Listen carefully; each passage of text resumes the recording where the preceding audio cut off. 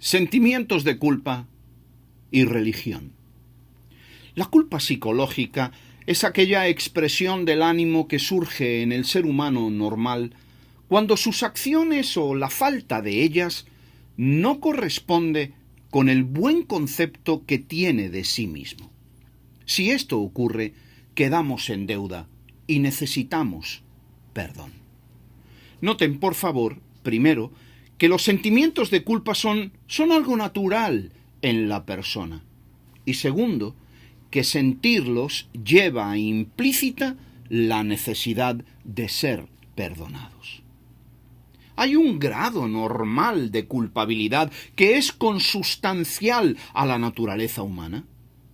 No estoy seguro de si es por haber decidido venir a esta vida o por no comprenderla en su belleza.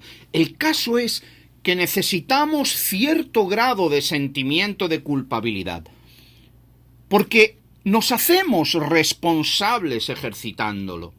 Si no sintiéramos culpa, estaríamos enfermos, seríamos semejantes a psicópatas que son personas sin remordimiento alguno por sus malos actos, como Calígula, Herodes o Donald Trump.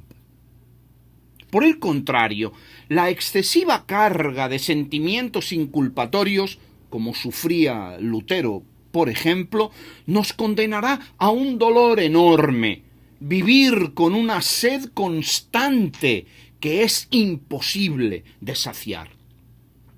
Queda claro entonces que tenemos que trabajar con nuestros sentimientos de culpa para que éstos siempre se mantengan en sus límites saludables. Por otro lado, dijimos también que cuando la culpa se manifiesta, necesitamos perdón. Es decir, nos convertimos en tristes deudores, porque la culpa en sí misma es una deuda. Es por esta razón que los manipuladores de conciencias siempre buscarán hacerte sentir culpable, para así, una vez caído en sus redes, llevarte donde ellos quieren. El negocio más grande y beneficioso en la historia de la humanidad está basado precisamente en el manejo de la culpa y en la oferta de perdón. ¿Y quién es la que maneja los sentimientos de culpa y ofrece perdón divino en nuestra sociedad? ¿Quién es la gran manipuladora de conciencias? Pues la Iglesia cristiana católico-protestante, cuyo fin primordial es amplificar enormemente, por medio de los cuentos bíblicos y las interpretaciones que de ellos hacen, la culpabilidad natural del ser humano, hasta volvernos esclavos de la culpa y nutrirse así de ella como un tumor hambriento. Si atendéis bien a los manejos eclesiales, os daréis cuenta que todo gira en torno a la culpa. Fíjate con detenimiento en las tallas de madera del Cristo sufriente y en el dolor de la Virgen cuando muestra su perdida mirada. Todo es una gigantesca oda a la culpa, un reclamo a la culpabilidad, porque en realidad de eso es que se alimentan. Hacerte creer que todo ocurrió por tu culpa, por tu grandísima culpa. Siéntate en el banco eclesial y escucha con oído crítico. Verás cómo tratan de colocarte una gruesa losa de plomo culpable en tus espaldas. Escucha, analiza, aprende a ver la culpa que como un espíritu innoble y cobarde maneja todo desde las sombras. Te colocarán una losa plomiza en tus espaldas y cuando sientas esa pesada carga te llamarán al frente para quitarte a lo sumo un 10 o un 15% de ella. Pero recuerda, amigo, cuando entraste a esa iglesia, ¿no tenías ninguna losa sobre tus espaldas? ¿Qué pasó? Bueno, que fuiste tan y tan tonto que dejaste que te pusieran encima ese horrible peso, y eres ahora tan tonto como para irte de allí con mucho más de la mitad de esa horrible carga de culpabilidad, sintiéndote encima aliviado. Así de astutos y de hábiles manipuladores son. La culpabilidad es la ruedita sin fin, donde, como hámsters neuróticos, os harán correr y correr huyendo sin que nadie os persiga. La culpabilidad es el hermano de sangre, el mejor aliado de la iglesia cristiana. Nunca renunciarán a la culpa, porque si lo hacen, las almas ya liberadas huirán de ellos como la sangre en una hemorragia de una profunda herida abierta. No se preocuparán por el dinero, porque en vuestro sentir de culpa les daréis dinero, como idiotas culpables, sintiendo además alivio al hacerlo. La culpa es la verdadera palabra del Dios hebreo que martillea las conciencias hasta pulverizarlas. Los mismos judíos son las proverbiales víctimas de esos escritos. La culpa y su innoble manejo se sienta en el sillón de San Pedro y extiende sus tentáculos viscosos y pegajosos por todo el mundo. La culpa se pone en pie tras el púlpito y en cada sermón protestante se muestra erguida, dominante y victoriosa. Y desde allí abre su bocaza húmeda y lúgubre, que es un sepulcro repleto de conciencias libres. Verdaderamente es extraño, es curioso que estos carceleros del alma no le hayan hecho decir a Jesucristo: bienaventurados los que culpan a sus prójimos, porque ellos heredarán la tierra. Queridos hermanos de vida y esperanza, permitidme que os diga lo mismo, pero con otras palabras. El único propósito de la religión católico-protestante es explotar la idea, convencernos y reclamarnos que hemos traicionado a un Padre bueno que nos espera en casa anhelante, que hemos dilapidado la fortuna que Él nos entregó amorosamente en vino y en mujeres viciosas, que hemos sido profundamente malos con alguien que es completamente bueno y misericordioso, ocultándonos con sutileza y maña que la verdad es que la inmensa mayoría de nosotros ni hemos sido ni somos tan y tan malos como se nos intenta hacer creer, y que tampoco el Dios judío del que se nos habla ha sido tan y tan buena persona como se alega. Pero la trampa se tiende con astucia. El cazador, agazapado y cubierto de amanecer, toca con insistencia el reclamo. Su perro, nervioso pero fiel, se relame las babas presagiando el festín. Y el patito vuela confiado entre las nubes bajas de la vida.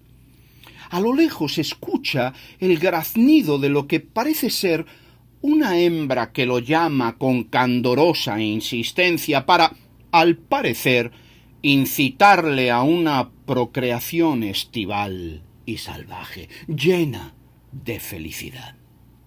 La penumbra, cuando amanece, le impide ver con claridad dónde está su ave enamorada, pero él quiere acercarse ansioso cada vez más. Con la excitación del ave primeriza, logra ver a lo lejos lo que parece ser una figurilla que se tambalea sobre el manto terso del agua fría. Cuá, cuá, repite de su amada el viento a lo lejos. Cuá, cuá, contesta él con un canto de amor que brota del fondo de su pecho. El encuentro parece inevitable y será feliz. Un zumbido feroz y corto corta la bruma blanca del aire. Las plumas se desgajan torpemente y su corazón, casi enamorado, se revienta con 10 pedazos de plomo que se confunden con gotas de sangre. Cae como puede, haciendo malabares de remolinos y aspavientos extraños que gritan al manto fino del agua, lejos de su amada, que nunca existió. Los colmillos del perro por fin se hincan en su cuello y dan por terminada su vida y el engaño. El sonido familiar al que acudimos confiados, pensando que es cierto, que es así, es el sentimiento de culpabilidad. La religión lo sabe, y sus cazadores de almas, esos miserables lacayos siempre hambrientos, tocan frenéticamente ese silbato conmovedor. Lo tienen pegado a sus labios y lo mueven nerviosamente de un lado para otro, como el pedazo de cigarrillo que recorre la boca de un viejo ansioso y desdentado. Soplan y soplan sin desmayo una y otra vez hasta que otra pobre alma, herida de muerte, cae del cielo a sus colmillos. Fíjense en esto, por favor. La ilusión innoble de la religión es envolvernos en un tornado de culpa, y allí, mareados, no nos daremos cuenta que aunque ellos nos prestan ciertos instrumentos que distraen la culpa, por ejemplo, la confesión de pecados, la gracia barata, la ofrenda, la alabanza o la promesa de perdón y salvación eterna, estos mecanismos son realmente una falsedad tramposa, porque, por otro lado, la Iglesia cristiana nunca cejará en su empeño de hacernos sentir todo el peso de la culpabilidad insana de un Dios que es imposible de satisfacer con gracia y todo.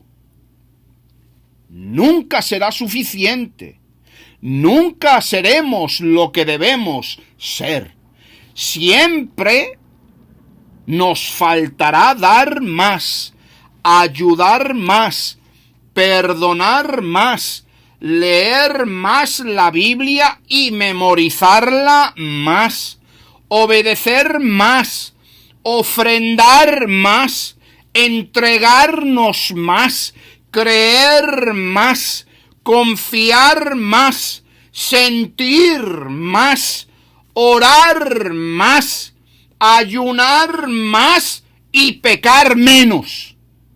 Nunca nos libertarán de la culpa, sino que nos harán cada minuto que pasa más y más esclavos de ella.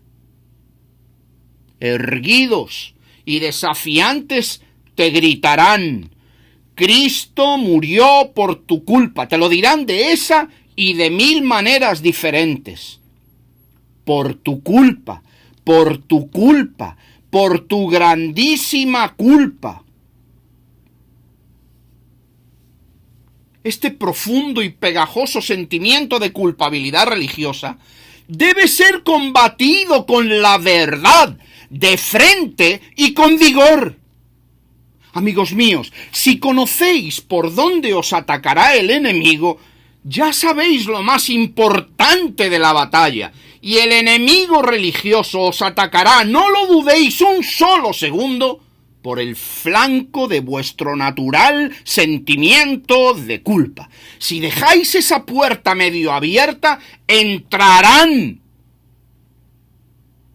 a vuestra alma y la esclavizarán eternamente. Proteged ese flanco, proteged ese costado, si es necesario defendedlo hasta con vuestra propia vida.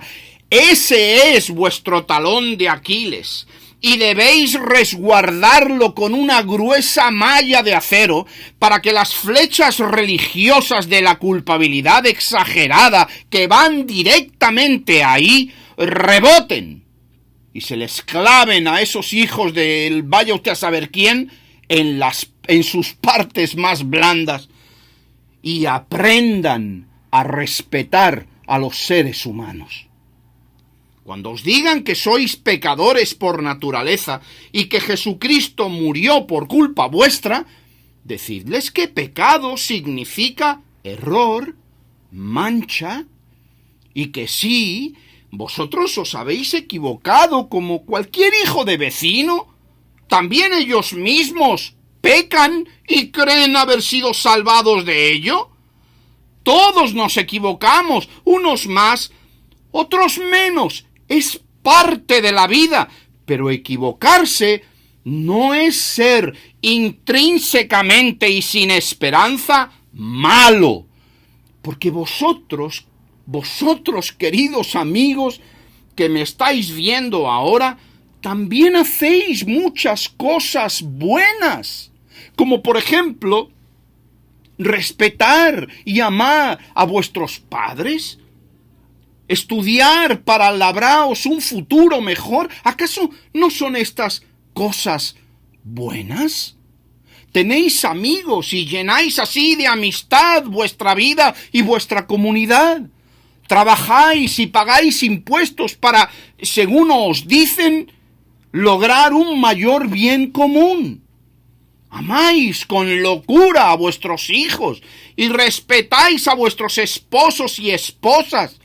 Tratáis de ayudar a alguien en necesidad y tenéis esperanza. Deseáis que las cosas vayan mejor cada día para cada uno de nosotros. ¿No son acaso todas estas cosas, todo esto no es acaso obras dignas de ser reconocidas como buenas?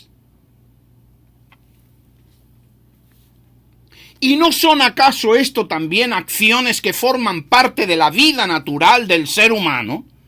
¿Por qué razón entonces estos religiosos fatalistas amplifican siempre lo malo y tiran a la basura todo lo bueno siempre? ¿De dónde sacáis, religiosos del demonio, esas pérfidas ideas negativistas y derrotistas? ¿Las sacáis de ese libro negro que paseáis debajo de vuestra axila y que usáis tan impune y malamente? ¿Pero acaso no leéis en ese mismo libro? Más claro es imposible que esté.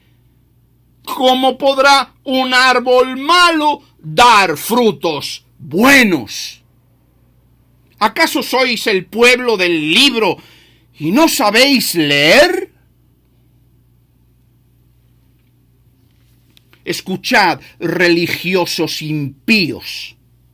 El Dios de verdad no tiene ninguna necesidad en absoluto de hacer sentir horriblemente culpables a las personas para sacar un beneficio innoble, partidista, económico o de poder de ello.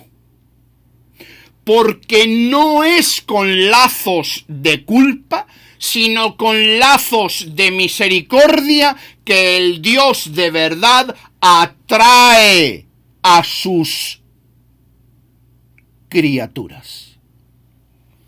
Como claramente está escrito en uno de los libros bíblicos que usáis tan indigna como inapropiadamente.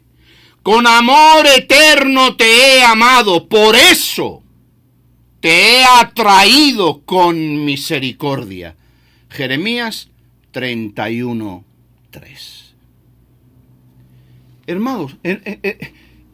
Hermanos amados, nadie os puede decir en honor al Dios de la verdad que sois malos de raíz y que lo único que buscáis en vuestra vida es siempre el mal. Eso es mentira. Es una verdadera mentira bíblica, sobre todo protestante. Los católicos tienen otro tipo de argucias. ¿Por qué? ¿Por qué? Porque es imposible ser esencialmente malo y hacer muchas cosas buenas. Eso se cae de la mata. Y no solo vosotros, no solo nosotros. El mundo entero está lleno de obras buenas, completamente lleno a capacidad. Por cada obra mala hay miles y miles y miles de obras buenas que pasan desapercibidas, tal vez porque no son espectaculares, ni tampoco venden publicidad en los espacios informativos. Por lo tanto, y esto es lo verdaderamente trascendente y contundente, que debemos ver y confesar con valentía. Jesucristo no murió por mi culpa.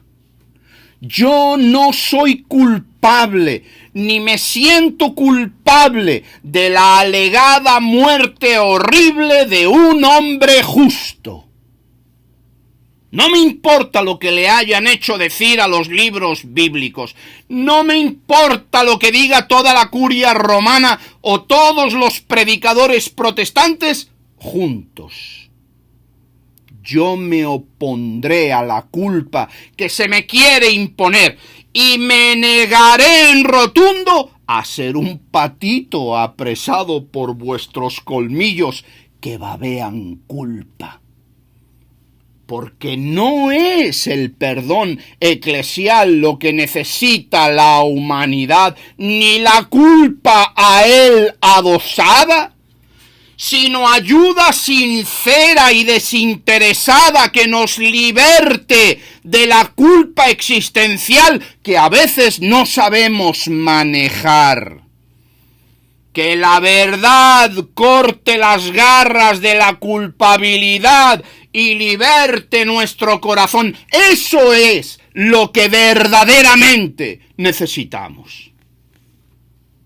Yo no voy a discutir, y quiero dejar claro eso, no voy a discutir con nadie que me diga que hay personas, algunos de ellos están escuchando este video, que tienen que cambiar su indecente conducta de forma inmediata y que tienen la obligación de arrepentirse de sus pérfidos actos y caminos y no volver a repetirlos jamás. No nos confundamos. Lo que yo estoy diciendo es que cuando lo hagáis como resultado de vuestro compromiso con vosotros mismos y en honor a la verdad, la vida, la libertad y la compasión. Porque así es nuestra divinidad.